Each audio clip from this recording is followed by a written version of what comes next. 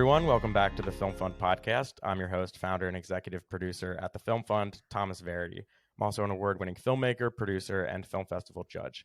I started the Film Fund to give filmmakers an easier, alternative way to get their films funded. Instead of working on a screenplay, crowdfunding campaign, or grant application, you write one sentence pitching your film for a chance to receive up to $10,000 and other prizes to make it. At the time of this recording, our summer 2022 narrative and documentary funding contests are open, so head to thefilmfund.co to enter your one-sentence pitch for a chance to receive up to $10,000 to make your film. And we want to remind listeners that contests do happen regularly, so if you are listening at a later date and this contest is closed, just check out the website at thefilmfund.co for the most up-to-date information on our contests. Today we have Claire Downs on our show, a previous winner of the Film Fund. Hi. I want to thank her for coming on the show. We're going to be talking about her current project she's working on. And while she is working on a different project than the one she submitted to the Film Fund, that project may or may not happen in the future, but we're just going to talk about what she has going on currently and her awesome filmmaking career and experience. And Claire, I want to thank so much for coming. Could you give yourself a little bit of a better introduction than I just did? Yeah, hi, I'm Claire Downs. I'm a director and writer. I live in LA, primarily direct with my husband, Brendan Gallagher. I just wrapped shooting on my second short film with Brendan. I made about 4 or 5 short films in my career as both a writer and director, and then countless comedy sketch videos, which for UCB, which I was involved with for a while, which is not, a la mode anymore, like sketch comedy videos, but I did make them. I did direct them. Write them. That's awesome. So do you primarily work in comedy as like a genre? Yes. Comedy is like my main genre. What do you think draws you to comedy? I started doing comedy when I was a kid in Chicago. I started taking improv at Second City. That's where I met all of my best friends, and a lot of us wound up at NYU. Okay. At NYU, I studied acting. And then when I graduated college, I began getting involved again with like the improv and sketch world, because that's something I wanted to be involved with in college, but never really had the time. Mm-hmm. And I, through that, became a writer on a sketch team at UCB, like a house. Cool. And UCB is Upright Citizens Brigade, I believe, right? For those Yes. who don't know who are listening, which is a super legit, Yes. awesome improv studio. What do you call it exactly? Organization. Yeah, it's a comedy theater. There we go. It's a comedy theater. Yeah. Awesome. And I know, so we had another previous winner, Don Finelli, who was a big part of UCB, and a lot of those guys on Sunday Dinner were involved in UCB as well. I think Darren Miller had a relation there, so it's cool to see that community. Mike. Yes, yeah. Yeah, Michael Antonucci, who I think might be the funniest person alive. Yes, he's one of the actors in the film. He and I, we were on a sketch team together where I was a writer and he was an actor, and I got to write for him for like 7 years. Oh, wow. So you know him super well. And then super well. And then Don Finelli, I know very well. I was also a bartender at UCB to help, pay my life in New York. And I was always able to catch Don improvising. And then Don's wife, Laura Wilcox, and I were on a sketch team also for 5 years. And she's a very, very talented actress and writer as well. And I really enjoyed writing. Oh, that's awesome. Laura. Small world. Yeah, you never know, the industry's a lot smaller than you think sometimes, I guess, especially when you are in a certain niche like improv or comedy. You cross paths with people. Yeah. What could you tell us about the projects you have going on, the ones you're working on? Yeah, so Dollar Generals, which is a action comedy heist movie, wrapped in April of 2021. We started our festival circuit last year. We premiered at the Chicago Irish Film Festival, or this past year in March 2022. And we have been going to a lot of smaller festivals around the country. This week, we're going to be at the Wyoming International Film Festival, which looks really fun. Unfortunately, can't make it because I've got parents in town, but their trophies are pretty Yeah. sick looking. If you're listening, I would love a trophy. What's so special about the trophies They're other than like, being a trophy, which is awesome? it's like a bronze. It's like a bronze Oh my God, buffalo that's so cool. sitting on a piece of marble. And I mean, if they're listening, like I could see where it could go in this house. That's it so really cool. would look great with So the decor. what is Yeah. the Wyoming? What's the full name of the festival?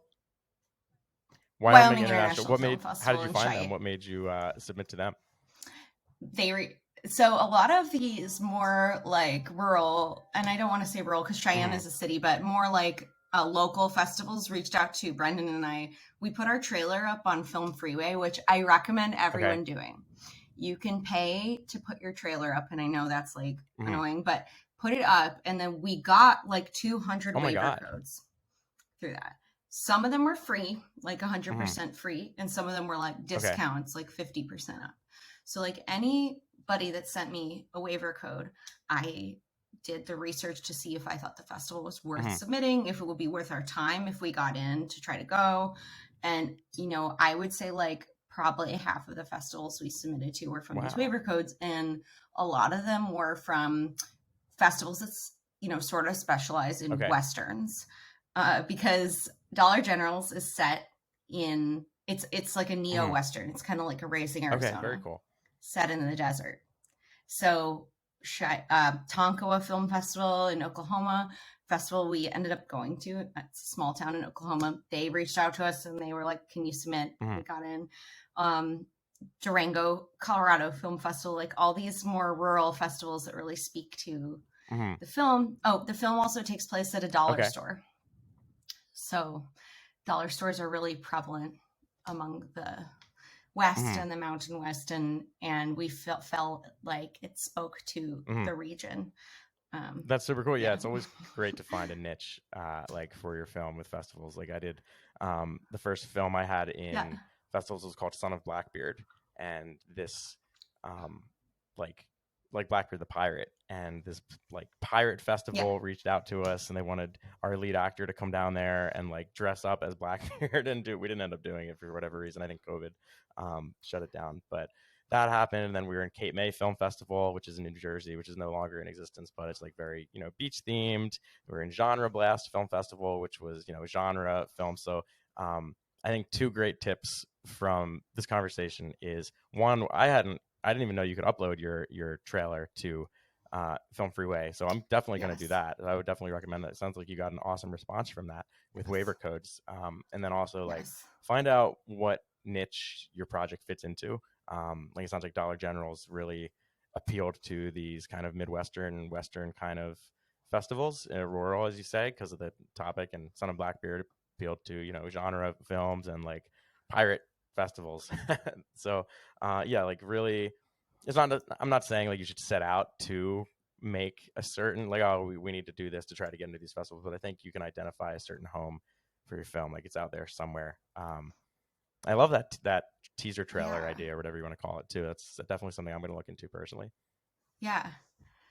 You know, our trailer, I think is really a great way also to share the film before you're going to fully premiere it. We're premiering our film online in December of this year. We just haven't figured out how exactly we want to go about that. But having that trailer out is such a good way to get people excited about it on your social media. And also to be like, hey, I'm out here making things so that maybe other opportunities can come up in the meantime. I mean, us having that trailer out, you know, kind of made us more credible with other opportunities we're seeking. And I think we just wrote a blog post about short film trailers. I'm not as hands-on with our content production process as I was in terms of the blog, so I'll have to double check. But how, just for your trailer, for a short film, how long is your trailer? So to preface this, we don't edit our own films. A lot of directors do. And in our, you know, agreement with our editor, Will Mayo, who edited Dollar Generals, we put a trailer as part of his fee. I have to check, but I think our trailer is a minute long, and I would maybe make it a little shorter for a 10-minute film, because if like, okay, if you took 10% of every movie, they'd be long trailers, and made it a trailer, but like a 30-minute trailer, which those do exist. I've seen 15-minute trailers before, but for like longer movies, but they're more like sneak peeks at that point. But I think we were just really in love with the film and we were fine with it being a minute. And but this time, our new editor, Joe Nicolosi, he was like, I've never edited. He's edited so many short films. He's like, I've never done a trailer. And we were like, I know. And so I think we're literally going to do like 10 to 15 Oh, you're going to cut it down from a minute. Like, yeah, like just as short as possible, because I just felt like a minute was really long. And I don't want anyone to be like, well, I watched the trailer, so I don't have to watch I did a teaser trailer for Son of Blackbeard. I don't know who that would be. It myself but it was like 15 seconds or something. But I didn't really market it at all. I posted it to Instagram and I was like, coming soon. Here's my teaser. You know, I'm not famous on Instagram or anything. I have like 700 followers or something like that. So like my friends liked it, but I didn't promote it at all.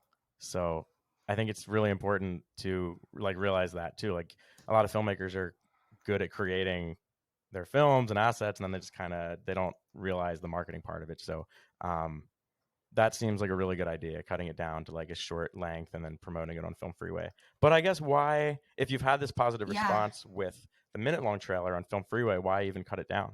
Just to have another thing to post? More just for me, just feeling it's like too long. A minute for a 10-minute long short film is like a little much. But another benefit. Okay, so Brendan loves Twitter. I like Twitter. And anytime our tweets would go viral, we would put, I'm not saying like we go viral all the time, but like the few times we've been viral, we would put the like, you know, in the wow, this blew up, after you get like, you know, over 500 faves, you put like the tweet right under, we would link to the trailer.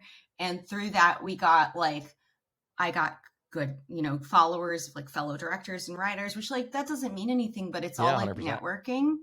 And when we went to go ask Twitter, I asked Twitter for everything for this past film. When we went to go ask Twitter for help, hey, we need 3 guys to help us build an IKEA shelf on Friday. You just tweet that out? Like, we need help building a shelf? I got location. That's so funny. Like we got volunteers for our film, and I'm not about free labor, but if people are like, so people would see the trailer and they would DM me, when's your next short film? That's I awesome. Just want to help. I just want to be part of this, including like this 18-year-old boy. And I was like, you're very young and like we want you to be able to help, but like, do you know that like a film day is like a 14-hour day? Like it's not a joke. And his parents dropped him off. It was just so like really cute. Adrian, he was so awesome. Helpful, but we had to tell our first AD like, hey, be nice to him. He just graduated high school. Wow. No yelling at him. Like that's so funny. I need to be more active on Twitter because like, and I should know this too, because I started the Film Fund on Twitter, really. We didn't do submissions through Twitter or anything like that, but No Film School used to post us on their like, you know, upcoming grants and contests page every like season. I haven't seen that as much anymore, but that's how we got a lot of traffic in the beginning days of it. And I literally looked at their masthead on their website, like the page where they list all their authors, and a lot of them have their Twitter handles, and I just DM'd them. I was like, hey, I'm starting this new kind of film funding contest, like, want to check it out? One of them replied and they posted it, and they're like, oh, that's awesome, send me an email. So Twitter is like such an awesome resource. So I would definitely recommend using it, you know, for marketing, or if you need shelves built, I guess. And I mean, both short films we use for picture cars. Like I'm a car person. Cool. I love cars, and just reaching out and being like, and I think characters should have the right car. One that like suits the character, as close like to as we can get for like, kind of for like no money, you know, like as close as we could get. So like both on Instagram and Twitter, I would post like, hey, do you have a red car? And just see what people would offer me. And a friend of a friend was like, I have a red car, but it's dented. And I was like, yes. That's awesome. I want your dented car. That's correct. It's a 2012, like whatever. Like I was like, yeah, that's the right car. Same for like, I do find that people like to show off their car. And we, gave them like lunch and like a Mhm. small stipend and gas to come to our set. But like, I find that like any weird ask or like anything, even with writing, like you could be like, hey, does anyone know anything about like this subculture or this language, or can someone translate something for me? Like Twitter is so helpful because Mhm. people Yeah. want to Yeah. help, It's all community based at the end of the day. And that's really what filmmaking is. It's a Yeah. community kind of collaborative art Yeah. form. Yeah, for sure. It takes a village. Hmm. Truly takes a And village. so you said you went to NYU for your undergrad and you majored in acting. Did you any Acting. like film Yeah. classes there? Did they have Yes. like writing as part of the program? So I was in acting Oh, for okay. directors. So I would go act for the Okay. grad school, Yeah, which I is know they always say fascinating. as a director you should really Uh, take acting classes so so you know how to communicate with your talent effectively. yeah, and like I was an actor where these grad students who had, they were very fortunate to go to NYU. They were spending a lot of money, and a lot of them had not had the background. And this is not to judge them in any way, but like they majored in Hmm. marketing or business somewhere, and now they're like in the arts world. Like that was really fascinating for me to be like, because Hmm. I was in theater, and all day long I was spending like doing vocal training, like rolling on the floor, going to the Met, like sketching. Like Hmm. my whole world was art, and then to move into the grad school to be their actor and be like, they just Right. found this art in Hmm. themselves was like really fun. But then, yeah, my program within the theater department was Playwrights Horizons, and I studied something called COW, which is creating original works, which is kind of like Okay. performance art That's cool. meets theater. So it's like making your own. Ideally, like the perfect thing that you could come out of That's that what I was going to would be say. like Yeah, a one one man man show. show. Yeah, or like a play Hmm. that's like based on your life. And like I think like they would hope that you eventually make something like All That Jazz by Bob Fosse. Like Hmm. that's what they want you to like make essentially. So I learned to like write for myself, and then I was like, do I want to do stand up, because I knew I wanted Hmm. to come back to comedy. And I was like, do I want to do stand up, or do I want to do sketch and or improv? And I knew I wanted to write. And I through that, I wrote a play called The First Ladies Projects with a couple of friends that we co-wrote it. And it was like a play that was in like the downtown theater scene. It was like a sketch comedy show about all the Oh, different cool. first ladies. Like President's Wives, like I for know. those And then that kind of first ladies. Okay. yes, like Lou Hoover and Grace Oh, that's so Coolidge and funny. like Eleanor Roosevelt, Yeah. like all of them. Thank you. I really am proud of this to this day. I think it was good, but that showed me the Hmm. limitations of theater. We had played at like New York Theater Workshop. We had played at like festivals. And then I was like, but how do you get to Broadway? Hmm. Like, how? And they were like, well, you would need to keep putting the play up. And I was like, Yeah. I can't afford to keep putting the play up. Like, our costumes are Oh, rented wow. from the Met Opera House. Like, how? Like, and also we had kind of gotten the Hmm. limit of like our grants. Like, we had gotten enough grants, and like, I was just like, I can't do this anymore. So, sketch comedy was like a Hmm. cheaper alternative And that's when you to went to that. UCB. So, became a sketch writer. Okay. I was on a sketch team. I didn't really have to take that many classes Hmm. because back then you didn't have to.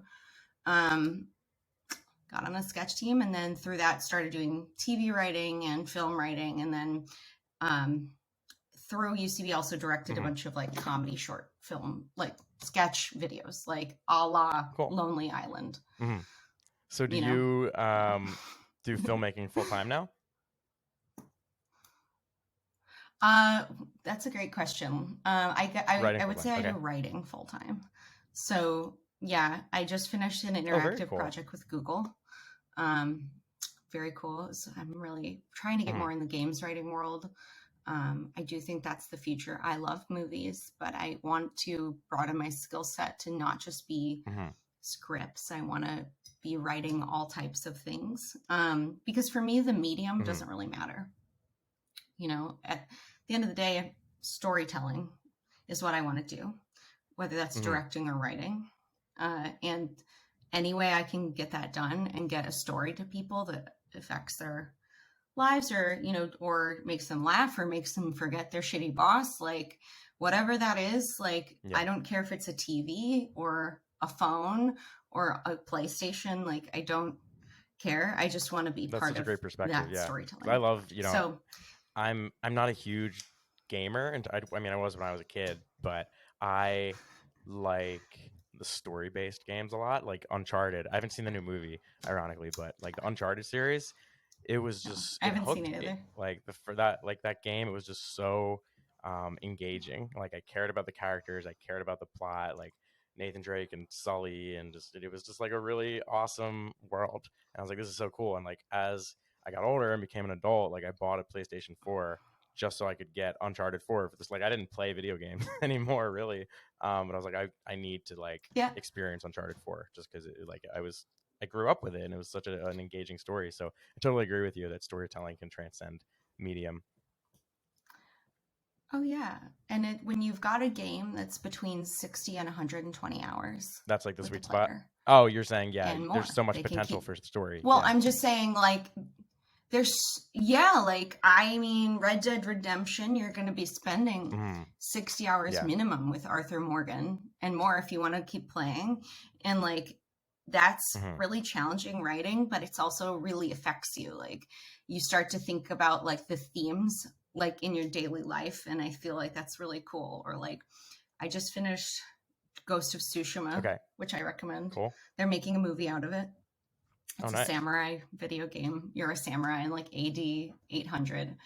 And it's just like the themes of like, what is honor? What is family? What, like these bigger themes. And you're like, well, I've spent, you know, That's 100 crazy. hours thinking about this, and I like Yeah. really get the story in the That's so world. cool. Yeah. And I think it's really interesting talking about like different, when you say interactive, it's almost like well, he was actually a film fund judge, or was a film fund judge, Avi Seton. He was working at Google doing a lot of their interactive type storytelling projects. And it's just so interesting. It's like the choose your own adventure kind of narratives. Like I'm thinking back to, this is becoming a video game episode, but Grand Theft Auto 4, I think was one of the first games where you could choose Yeah. like different missions to do based on whether you want to do like the moral option or like be the bad guy. And I know Red Dead does that a lot too. So I guess you have to, Red Dead is exactly, like yeah. you're So a bad you have to come cowboy up or a with good different cowboy. Yeah. storylines, I guess, and different scripts for based on the player's actions, and like that's so much writing too, and it's so cool. Yeah, it's choice based. Okay, choice based is what they say. So yeah, I really enjoy it. But also like that doesn't take away like the joy of making like a 10-minute short film and being like, do you find the writing process the is similar or different? For a short film or even like a feature, like you're hammering home the theme that you want to hammer home, and there's no choice, right? Like the audience needs to get to leave the theater going like, I got what they were trying to say. And even if they disagree with your theme or they disagree with the character's main motives or actions, you've communicated the narrative, and you have to be completely clear about that. I think we did 17 drafts of our most recent short film. That's a lot. And that's not including I know that's not including the like any drafts we made for like we switch a location or something, like, or like logistical stuff, like, oh, cut this, we're gonna cut this scene, so like let's cut this line. Yeah, we did 17 drafts. It's 9 pages. And this is not Dollar Generals. This is another short. No, this is a short we just wrapped called Only Worn Once, and it's pretty simple. It's not like a big action heist comedy like Dollar Generals. It's just like a woman goes to sell her wedding dress to another person who bought the dress on Poshmark, and she goes to like deliver it. But the woman she's selling it to is 18 and marrying like a 65-year-old guy. Okay.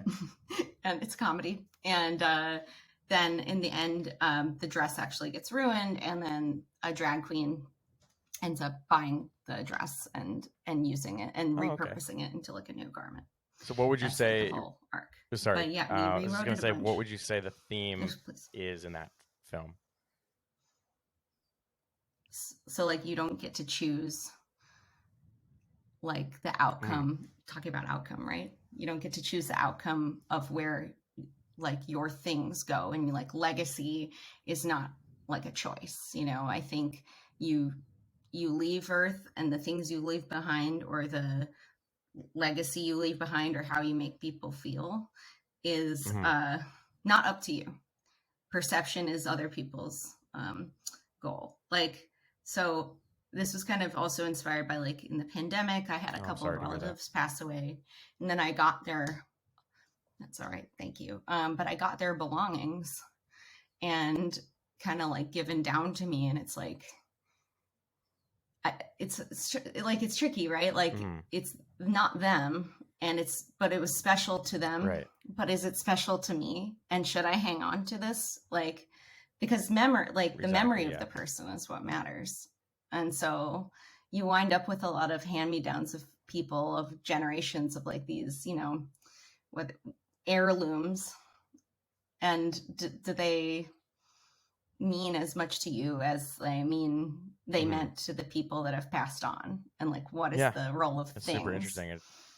It's interesting though, because you're getting into really what's tangible and what's associated with tangible things, and just even like materialism to a degree. Material things versus the memory of things and experiences. That's super interesting. Was that experience of receiving these objects, was that a direct influence for this short? That was, and I also sold my wedding dress in 2020 before the pandemic to an 18-year-old. So I got married when I was 31, and I felt that my marriage was the product of a long-term relationship, 2 adults, very planned out. And then I put my wedding dress up on a website because my wedding dress was enormous and I just didn't want it in my house. And the wedding was done, and the good feelings of the wedding will always be in my heart and mind and photographs. But I do not need this wedding dress. So I put it on this website called stillwhite.com, which is just for selling wedding dresses. And I put it for a super low price because I was like, let me get this out of here. And this girl reached out to me and was like, can you do like an even deeper discount? Wow. And I was like, sure, I just do that, but you have to pay for shipping. And so I was like, literally, I was like, I don't know how I'm going to even, unless you live in LA, I don't know how I'm going to get this to you. So she pays for shipping, and she gives me her address, and her address is a college dorm address. And then I looked at her like Facebook and stuff because I was like curious, and it was a freshman dorm, and seemed like she was getting married to her boyfriend, who is also a freshman in college. And I was like, well, feminism is just, I accept without judgment that is your choice, and that's what you're going to do in my old wedding dress.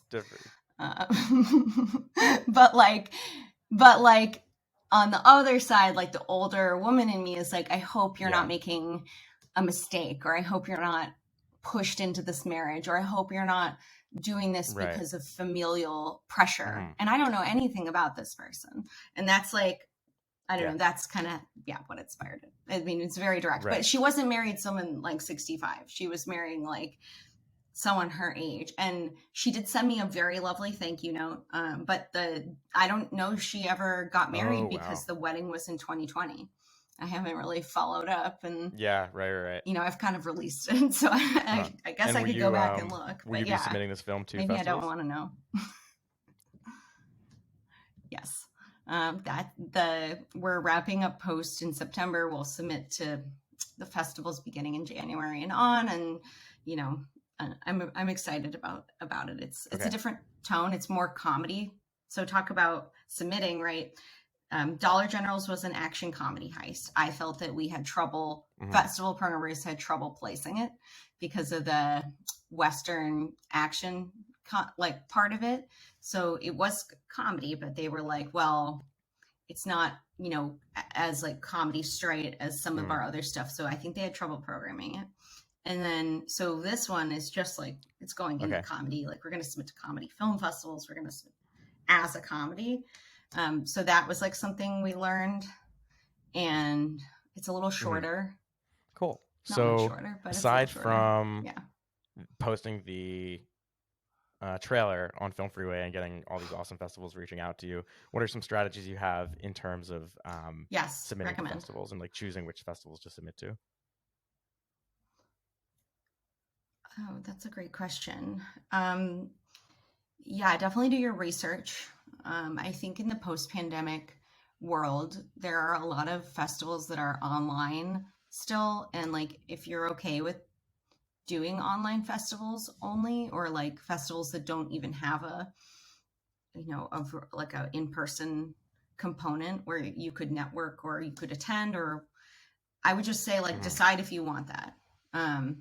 Because now like lots Mm-hmm. of festivals are in person, so decide if you want that. Definitely research to see like I definitely don't think it matters how long a film Okay. festival's been around. Like there are new festivals. Kevin Smith Does he has a really? I brand new love film Kevin Smith. festival this year, and so if How you do I only not know sort about of, that one? yeah, it's called, I just found out about it yesterday. Small Okay. something, it's in New Jersey, but if you only sort by how long You'll has the miss out film on that festival one. been around and sort by longest, and you're like, well, Mm-hmm. I only, yes, you would miss out on that one. So not that. I think make a strategy, decide how much money you want to spend on festivals. Um, yeah, and I would say go like put the waiver codes up there, like put your Mm-hmm. thing up so you can get waiver codes. Sorry. Something that's in consideration is if your actors have a connection to Mm-hmm. the region that could help, like if they're from someplace that would maybe Mm-hmm. support them as like a local actor, that could help. And then also like maybe this is a little further along, but something I definitely am going to do this time that I did do last time is to tell my representation that I am submitting to these 10 festivals, and if they have any Mm-hmm. feedback on ones we should or should not submit to, or other ones that they might have relationships with. Same with the actors. Like they can reach out to their managers or agents and be like, hey, like this is what I'm Mm-hmm. submitting to. Do you have relationships at any festivals, or do you have any Yeah. suggestions of festivals that would be good for me that I've missed? Because Yeah. There's so many. they're just too many festivals. There's so many that you miss I out on. did, and I Like, was actually did you just look about up to what the say Kevin I Smith missed the one first is? part of what you said, and I feel like an idiot because I was reading about the Smod Castle Film Festival on Film Freeway. Yeah. So what was Smod you're Castle. presenting Yeah. It just your plans launched. to It's who? You said your rap presentation? Oh, yeah, representation. yeah, your I heard representation, rap and then have your presentation in my actors. like you were rapping or Yeah, like something. your no, no, no, like your like managers, agents, if you have like anyone in the Mm-hmm. industry who looks out for you, mentors, like being like, these are the festivals I think I'm going to submit to. Which ones do you think? Mm-hmm. Are there any that you think I shouldn't waste my time Yeah. with? Are there any you think we missed? Last year, we didn't end up submitting to this one because we like the schedule wasn't good for us anyway. We had already Mm-hmm. gotten into something that would be the same weekend, and we were going to go to that one. But there was like our reps had a good relationship at Fantastic Fest, and they had been judges in the Okay. screenplay competition, I guess. And they were like, we could send an email for you if you wanted to. Now, I don't think our film at all felt Mm-hmm. fit Fantastic Fest, so I don't think that's Yeah. why we did, and the timing was really bad. But like, see if people have relationships. I think also reaching out to other filmmakers and being like, have you ever had experiences with these? Like, and I'm not trying to trash film festivals, but they're the ones that like Yeah. don't even That's let the you know worst. that you didn't Mm-hmm. get in. And that sucks. Like, I don't feel like you No, should not at give all. those Like people your definitely, like money. I get a lot of emails from Like, monthly. It's like we're a monthly film festival, um, and it's just like sometimes they just look like money grabs or something like yeah. that. Sorry, we're all over the place here at the Film Fun Podcast. Apparently, we have another guest. We're double booked. I gotta just text him real quick. I'll deal with. No, it's not your fault. It's our bad. Oh, sorry. Um, just give me 1 second. We'll edit this little part out so we seem a little bit more put together. Bear with me here 1 second.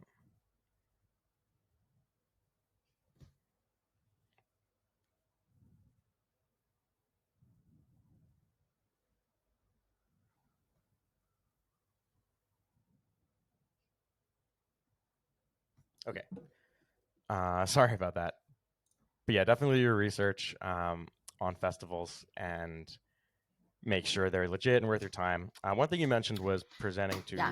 your representation and asking them suggestions. I think that's a great tip. But a lot of people in the film fund community, they may not have representation, or they might. Yeah. But I mean, just thinking. I mean, I don't have representation, but like, what do you have any tips on how to get that? Like, when does that sort of happen? How do you explore, finding a manager or an agent? Yeah. Gosh. So, for a long time as a writer, I didn't have any representation and I literally didn't know Mm-hmm. how I could get that. And I felt like it was like, I didn't understand why. Like, and I'll say this, like, to this day, most of the jobs I've Mm-hmm. gotten myself in this industry have been me. Just keep that in mind, that like I pretty much every writer will tell you this, like, and like contract directing jobs, like it's been me, it's been my relationships and been my connections. So, but my manager did help me with some stuff with this short film. He helped me reach out to a DP. He helped me um he helped we have a Oh, deadline cool. article about our short film. He helped us get into deadline. Mm-hmm. But by sending one email, like it was great. But in terms of how to get representation, it's really hard. Like I would say like a Mm-hmm. manager or an agent, which I just have a manager and an agent is like any other networking thing in the industry. Like you just need Mm-hmm. to know as many people as possible. And that's how I got my first manager, Mm-hmm. was through like connections of people being like, this person Right. Were is you looking actually to looking for a like manager, or is it bulk up something their that kind of found list. you? So that's one way. Mm-hmm. I mean, I was like, why don't I have a manager? Also, why have I not been nominated for an Academy Award? Like, that's the attitude I go out into the Right. industry with. Like, more. I want more. I always want more. And why hasn't it Mm-hmm. happened for me? That's like my constant attitude. Not grateful. No, I'm just kidding, but like a little bit. And then for this time, so my manager and I parted ways. Okay. First manager and I parted ways in November of last year. We just really saw different ways for my career, and Mm-hmm. I decided to part ways with him. And then in January, I hit the fucking Oh, pavement. wow. I sent 100 query letters to I Mm-hmm. have an IMDb Pro account. Anyone can have that. Pay for that. Sometimes it's included with your Mm-hmm. Amazon, depending on your Amazon subscription. It's not What is it? included Do you in know? I mine. mean, we could It's just kind of Google it, but expensive. Get that. a month or a year? I think it's like Okay. $150 a year. Or if you have a friend with a password. And I just sent query letters. I made a query Mm-hmm. letter. I sat down and wrote a standard query letter that said, here's who I am, here's my accomplishments, here's why I'm looking for representation. I had a manager, but it didn't work out, left him. And here's what I'm trying to do with my career. Attached our 2 samples. Let me know. And I got like, it was almost 100, maybe it's a little less. Like 30 people That's were awesome. like, I am going to read your script. I'm so excited. Of those 30, yeah, but how To many of actually them read it, yeah. had time to read it? Not Mm-hmm. sure. Also put my short film in there. And I put that in there, and Yeah. more people Dollar Generals. responded to that, because reading is really hard for some people to Mm-hmm. get done. Yeah, I put Dollar Generals in Yeah. there, and to get it done in a week, reading is hard. They have piles and piles of scripts that aren't just Mm-hmm. queries. They have their own clients' work that is often more pressing, Mm-hmm. because maybe there's a deal attached to Sure. it. So they have to get the reading done. Yeah. And not a job I would want. I hate reading. So just like know that like anything you can put in there. And my current manager I sent him one thing. He kind of pursued me from that. He was like, send me more. let's meet up, think about it. Here's what I would do for your career, and told me the steps that he was going to take. I think that's really valuable. Yeah, I think I mean, I really think that there's no better way to get someone who is interested in you than sending query letters out and seeing who writes back. Anyone who was like, I'm going to read your script and then didn't, I did not pursue. It's like dating. It's like, Exactly. Why do I want to be with someone who doesn't want to be with me? Like, just let the people come to you. And that's actually good advice for film. Any crew who doesn't want to be on your film, this is a short film. It's not going to pay $1 million, you know, it's not going to, it may not get into festivals. So if anyone on the crew feels that this is a waste of their time, they don't want to be there, I always try to, for sure, it's then like, don't. you can't pay, you know, like you want people who want day rates. In Philly, it's usually, those rates are for corporate jobs. So like a lot of, it's hard to get people for short films, because like they're not going to pass up, you know, a $700 or $800 a day for like something that pays way less than that. You know, they're going to take the pharmaceutical commercial. But like the people who do take it, like they're not taking it for the money, they're taking it because they're interested in the project and they want to work with you. So I tend to use, when I can, the same crew for projects, because I just know they care and they believe in me and my project, and they just want to be there for the story. So that's a super important part of that's getting right. a crew, I think. Cast too. And back to Twitter, like even down to like, do you have a red car? If someone reaches out to me and says, I have a red car, I will let you use, that's way better than me going on Craigslist and trying to find someone with a red car and messaging them and being like, well, like, because they're already coming from a power position of like, they could just say no. And like, why would they care about you, a stranger? Whereas if there's a connection, so yeah, like, but yeah, so agents and managers, I just have a manager, not an agent, but like that people who are interested in working with you, who your work sparks, or your bio or the videos you send. I also sent sketch videos too, like down the line, that really my current manager really loves, and like anything like that they can use to be like, this person is on the right track of what I think I can help them get work. Yeah, but that's the only advice I can give, and just being out and about and meeting people. And I think, continuing to do the work is the most important thing, as much as that sucks just to hear. But like, you just have to keep writing and keep making your own work and keep performing and keep putting up a weird show in the park and putting up a weird thing on like online and a TikTok that like you just came up with, because that's why you got into it. Like at the end of the day, like it is not fun to write, checks for like things you don't want to write checks for or like do the business aspect or fill out Film LA permit information or have a call with the LAPD about your film permit. Like that is not fun.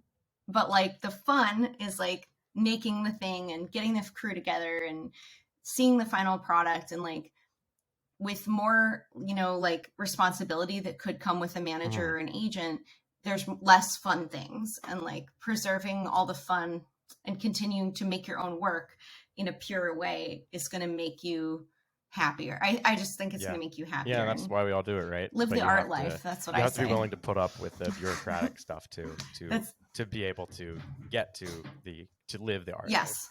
Yeah. Like I don't want to be the fun stuff. Yeah. Okay. I did not make that up. That's a David Lynch. Documentary, the right? Art Life is a David Lynch. Yeah. Yeah, he like lives the art, like everything in his life is like a sacrifice for his art, which is extreme. But you said something interesting that I want to get back to. So you're a professional writer, you have a manager, and you said you don't enjoy reading, right? You said you hate reading. That's so interesting. No. Scripts specifically, or I don't like reading in general? I don't like reading scripts. Okay, because a lot of people will ask, specifically, if they want to be a professional screenwriter. A lot of advice people will give is like, oh, you need to read scripts. I don't like reading scripts either. But do you think it's important? Yes, you do. You just don't like it. Yes, I do. But I don't think it's I don't like it. I try to download like when the network pilots come out, I'll have my manager Mm-hmm. send me like a few that I'm at least interested in. Mm-hmm. Not to potentially work on, but yeah, that's like a sub thing. But also to just know, like, Right. what do these studios think is funny? What do they think is funny? Because Mm-hmm. like that's who's buying. Like Yeah. that's like, I mean, it's like market research, honestly. And then you read the scripts and you're like, do I think this is funny? How would I have done this differently? Mm-hmm. Why is this a pilot? Why did they make this? Like, so that's the thing. I also will always read friends, like Mm-hmm. close friends work. Like, of course, like I want to know what they're up to. But like, I just really Okay. struggle. I struggle with giving people notes. That's the other thing. Like, because what I think is like not necessarily the rule of the law. Mm-hmm. And like, I don't want to send Yeah, totally. someone Do down the you wrong now? Do you path. write prose as well, or just screenplay format for the most part? So my day job, like 5 years ago, was I did a lot of like essay blog posts for like Bustle, VH1, Refinery Mm-hmm. 29, like Women's Magazine, you name it, I wrote for it. Elle, and this was again all freelancing, all me sending Mm-hmm. in pitches. Like I would just find an editor, send the pitches, and they ended up paying like pretty good. And that was my day job. I wrote for a year. I wrote a blog post a day for Okay, MaryJane.com, which is a weed that's so funny. website. I barely smoke weed. Like I love weed culture, but like I don't even know. Like I would have to research like what the difference is Like the different between strains and all that kind of stuff. this or that type of, you know, type of bong. Yeah, like all this stuff that I didn't even use. Yeah, but this was me pitching um myself as like a writer and being like, because I have a really low, as my Mm-hmm. husband says, a really low bullshit tolerance for day jobs. Like I try, I've had a Yeah, lot of I'm day not a jobs, day but I job really, person I either. really flunk out of them sometimes. Like I don't get fired, but yeah, it's just hard. It's like if I can just make Mm-hmm. the day job as close to what I want to do as possible, like it's more tolerable for me than like trying to be like by Yeah, day I'm a this yeah, and that by doesn't work night for me I'm a either. writer. Like I've that's had a little two hard day for me. jobs. One I was working at an agency right out of school. It was supposed to be a video, like a producer job, but it ended up being more digital producing, so like digital marketing basically. And I was in a cubicle, and I cannot work in a cubicle, so that didn't work out. I didn't get fired. I quit after like a year and a half, and then I was managing a studio, and I just got too busy with the film fund because I was doing the film fund with both jobs, and I'm like, I want to be doing film and doing the film fund and working a day job and trying to do my own film career is too much. So I think it's important to prioritize like what you actually want to be doing with your life and like try to do that as your day job and make it as close as possible to what you're working on. Yeah, I mean, it's the intersection of like how hard is the job, like labor Mm-hmm. intensive on your body or mentally. Then it's how bad is the boss? Like Mm-hmm. how much are they going to make your life difficult when it's like, oh, I have a meeting. Oh, I have to take this call. Oh, I have to quickly run down to the film Mm-hmm. permit office. Like how tough are they going to make it on you? Yeah. Then it's like how many hours a week and then the pay, and that Yeah. finding the intersection of all those is like a math problem. Like I think it's really difficult. And like the best jobs I had were like UCB, where I was a bartender. Love that. Got to watch comedy, got to get paid in cash. Got I mean, I was kind of like my own Mm-hmm. boss. Like me and the other bartender, we didn't have like a manager at the time. Temping in New York, where I Mm-hmm. could lock myself in a conference room and write a script, basically. Yeah. Like I As could long as you were there, just like have like they a were little fine with. computer time to myself during the day. Right.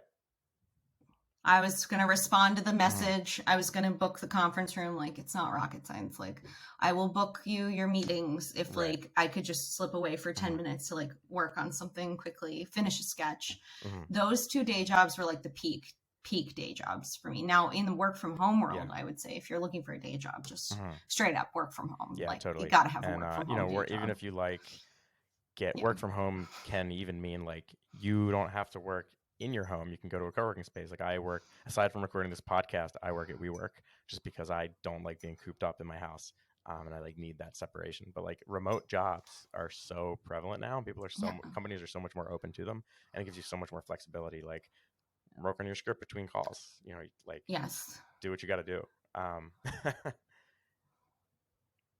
I mean, I have friends that where it's like more open now, where it's like mhm. they're shooting a movie Wow. in Vermont and their boss Mhm. knows, and like That's they awesome. live in Vermont, but they're able to do this other job, and it's not like taking vacation days, and My whole philosophy is you as know what long I as you mean. get They're your work able to done, live in a like different as a state, boss, I and don't care what you're I've not doing done that. as long as you get your deliverables done, and like we can have an open communication. That's fine.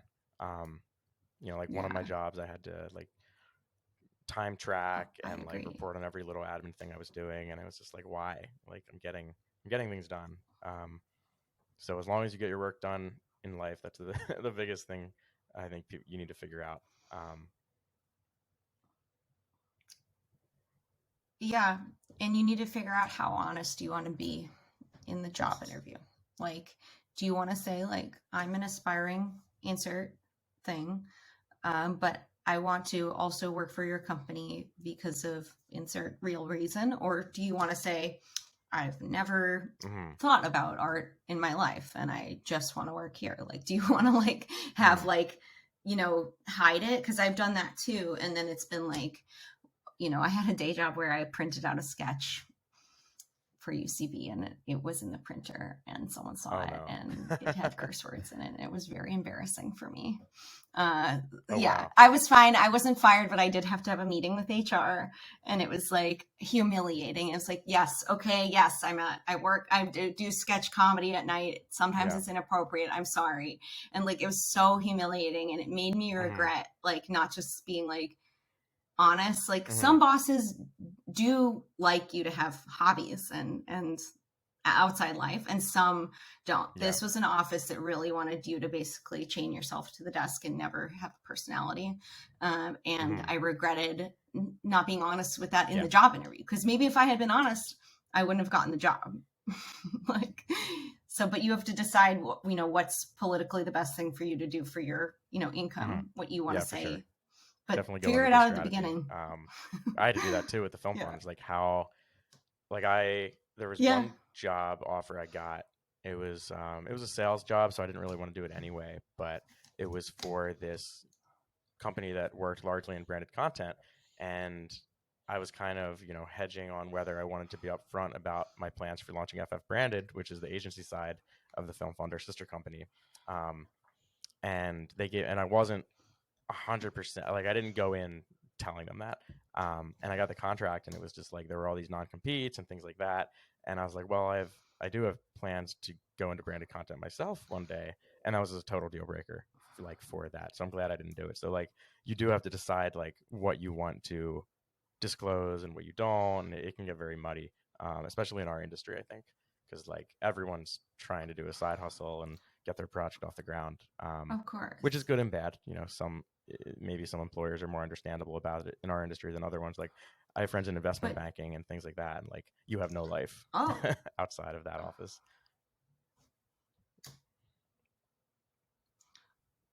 right. Like even Yeah, if you wanted to be like exactly. my Like hobby we is we own that power parasailing, they sale. would be like, no.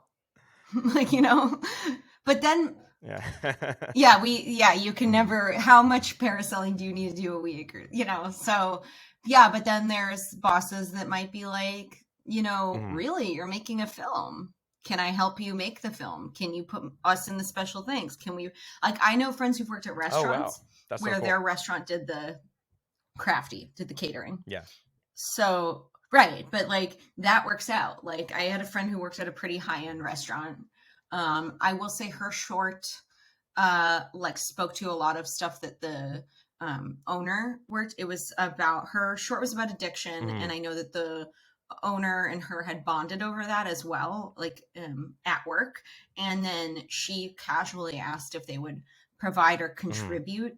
I think she thought she was just Wow. asking about like snacks, Oh my and they god, ended up catering that's awesome. her whole 3-day shoot for free, and it was a high-end restaurant. Yeah, so like maybe it does work out where if you Hmm. have a comfortable relationship with your boss, maybe they want to write you a check, maybe they want to be in the special things, maybe their son wants to come and be a PA, and in exchange you can have 2 days off of work. Like, filmmaking is interesting and film producing is interesting in that, like, there is like a barter system, and I'm not telling anyone to like go up to your boss and be like, hey, can I get 3 days off in exchange for your kid being a PA? I'm not like saying that you can do that, but like, maybe if you find out like that your boss has always been interested in filmmaking, you could say, can I get a day off in exchange? You can come to set and watch. Like, that's, people really value being invited to set too. Like, if it's not too much of a lift or it's not tough on like COVID stuff, like, yeah, like, you know,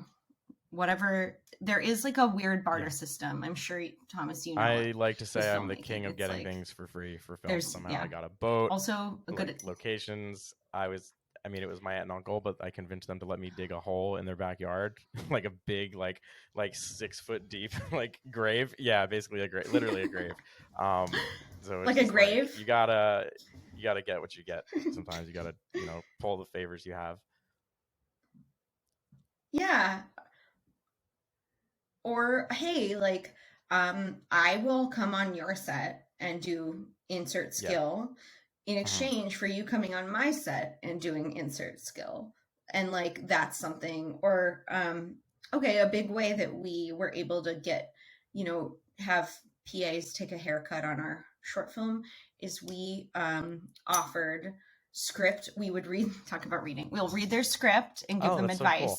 And we did we did coffees with them and be like career consulting coffees.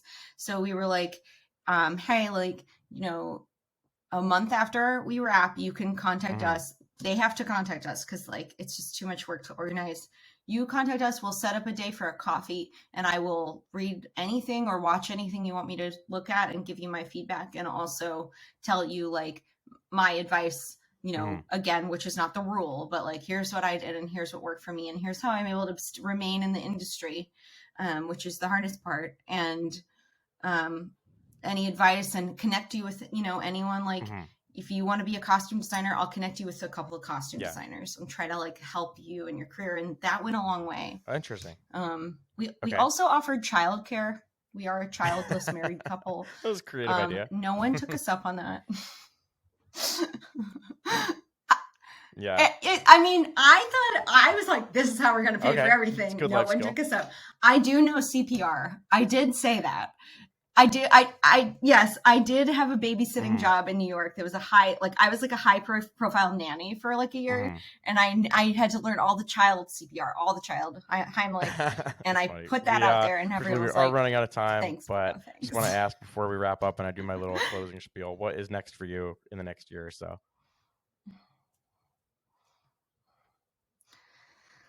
Okay, so Only Worn Once, our short film starring Martha Kelly from Euphoria and Scarlet Envy from Drag Race. We are in post-production for that.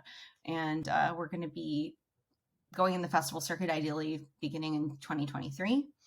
And then Dollar Generals, our short film that we filmed last year, is going to be up online for free for everyone to look at in December of this year. But between now and then, hopefully a few more festivals.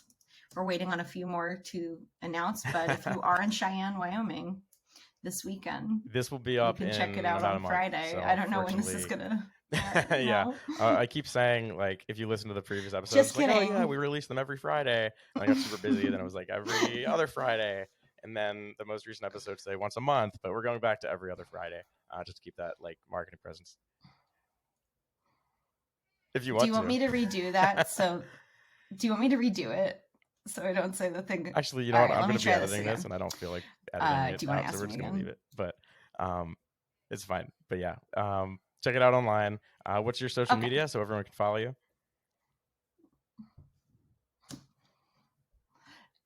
So I'm at Claire C. Downs on Instagram and Twitter. Cool. Twitter. Everybody, thank you for listening. I check my DMs. Thank you, Claire, for taking the time to speak. Remember, our latest contests, or if you're listening now, they're open. If you're listening later, they may be closed, but they may be open. So check out thefilmfund.co for our most up-to-date information. Check out the blog for great filmmaking tips and producing tips, blog.thefilmfund.co. Sign up for our newsletter for the most up-to-date information. Check out our ebook, yada, yada, yada. I go through this every episode. You know the drill. Thank you, everyone, again, for listening and watching if you're checking out the video. And we're going to wrap this up with 3 seconds to go. So have a good one, everybody. Thanks again. Bye.